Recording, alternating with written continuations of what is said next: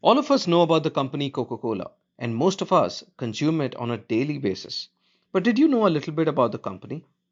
Originally, Coca-Cola was marketed as a temperance drink and intended as a patent medicine.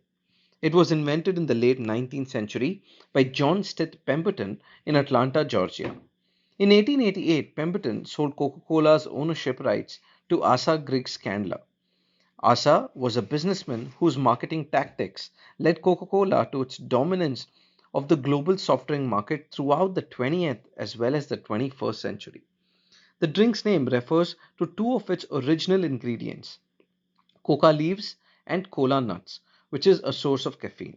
The current formula of Coca Cola remains extremely guarded and it is a trade secret. However, a variety of reported recipes and experimental recreations have been published.